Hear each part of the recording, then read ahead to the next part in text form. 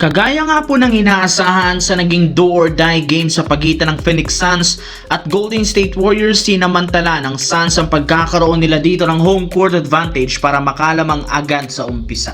Pero sa kabila ng napakagandang simula ng team na ito, nagawa pa rin naman ng Golden State na makadikit buong game. Kahit man masyadong nag-struggle si Curry sa kanyang shooting dahil sa depensa ng Suns, nag-step up rin naman dito ang ibang makakampi.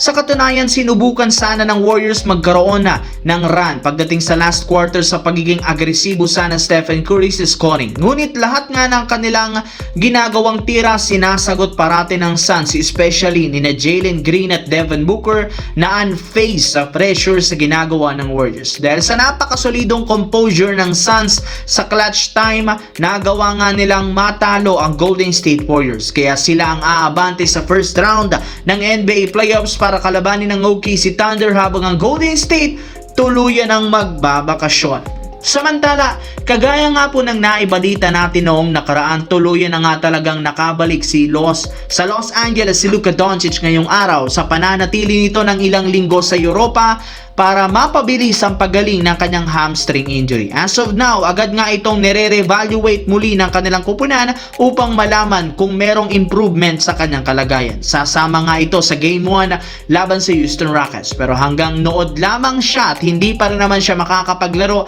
sa first game. Inamin ni Coach JJ Redick, out pa rin naman indefinitely si Luka Doncic, kaya ibig sabihin posibleng tuluyan siyang hindi makapaglaro sa lahat ng mga laban sa first round, at kung sa unang naibalita, posibleng nga o itong makabalik sa Game 3 ng kanilang serye sa susunod na linggo. As of now, may good news nga ang Houston Rockets sa Lakers dahil questionable nga si Kevin Durant at hindi nga siya 100% ang healthy laban sa Lakers sa Game 1.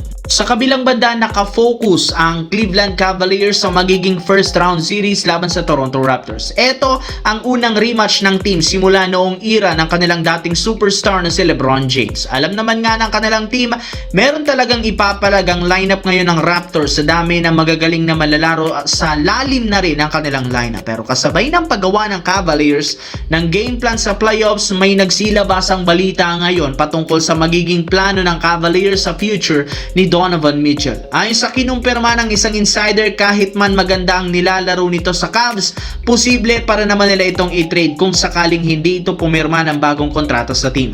At dahil dyan, tuluyan na nga pong naging questionable ang kanyang future sa Cleveland Cavaliers. Pero syempre, as of now, hindi rin naman nila ito priority na pag-usapan dahil mas nakafocus pa rin naman sila sa magiging laban kontra sa Toronto Raptors, at ayaw nilang makaapekto ang kanilang sitwasyon sa kanilang kampanya ngayong post-season.